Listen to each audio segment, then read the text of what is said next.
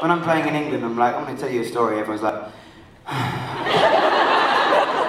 I came for music, but if you're going to tell stories, alright. So thank you. I've spent a lot of time in Australia over the last few years. Oh my god.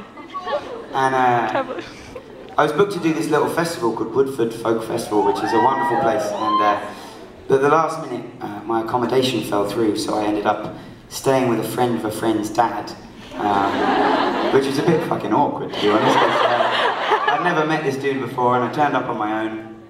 It was this house in the middle of nowhere in far north Queensland, which is kind of... One person is from far north Queensland, which is here tonight, which is incredible. So I turned up, and a couple of days before, I'd watched this film called Wolf Creek. Has anybody seen Wolf Creek before? For those of you who haven't, it's about an old Australian guy in the middle of nowhere that stabs English backpackers.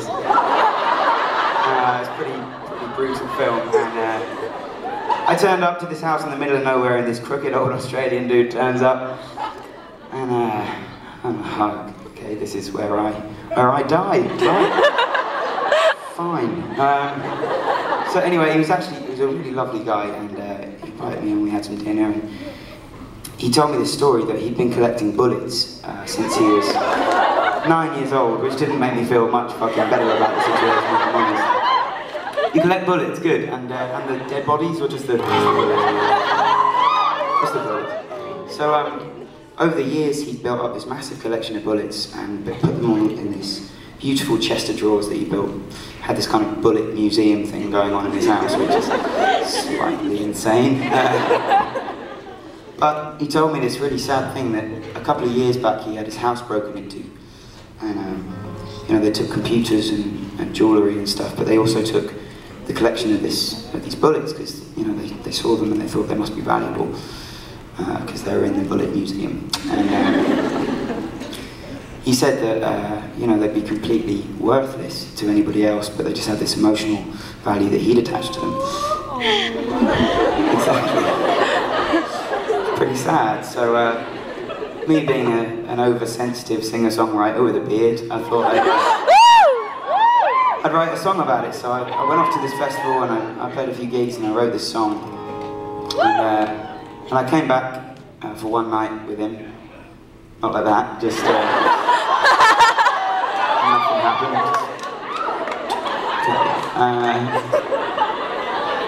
One night staying at his place, and we're having dinner, and I was kind of unsure whether to play in this song or not. Finally I thought, well, I'm probably never going to see him or my family again, so might as well give it a red hot go. So I got my guitar and I started playing this song, and I closed my eyes and I was stamping my feet and getting into it. When I had my eyes closed, about halfway through the song, I realised I had no idea what I was going to find when I opened it. Is he going to have a sword? Or be naked? It was sort of, could have gone either way. But actually, I opened my eyes and found that he just walked out of the room at some point. So I'd been stamping my feet and singing to myself for the last 3 minutes, which is kind of awkward. Anyway, listen, the song is like half as long as the ridiculous story. You'll be interested. It's called Bullets, and it's for a crazy Australian man who is somewhere, and it goes like this.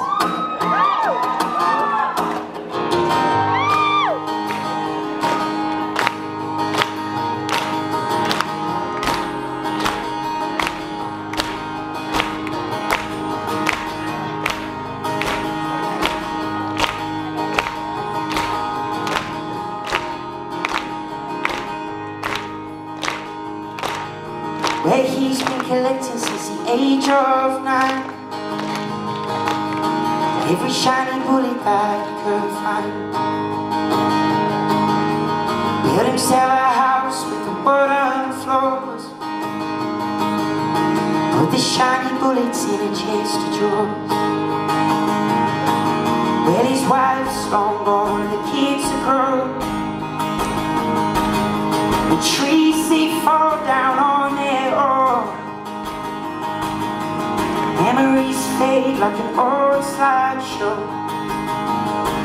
but the bullets still shine like coins in the snow. One day he took himself into town, where the man with the truck really came around. He took the television and the gun from the wall. Oh, and almost every bullet from the chest of George. Oh, now, yeah, now. Well, he came back home, found the house in a mess. Run into the bedroom and the old brown chest. Well, he didn't care much for the VCR, but he cried for the space where the bullets were. Oh, well, the man took the truck down into town, and he sold all the silver they had found. But they couldn't sell the bullets, they weren't live rounds. So they dug a big hole, put the bullets in the ground. Oh, oh no, yeah, yeah, how?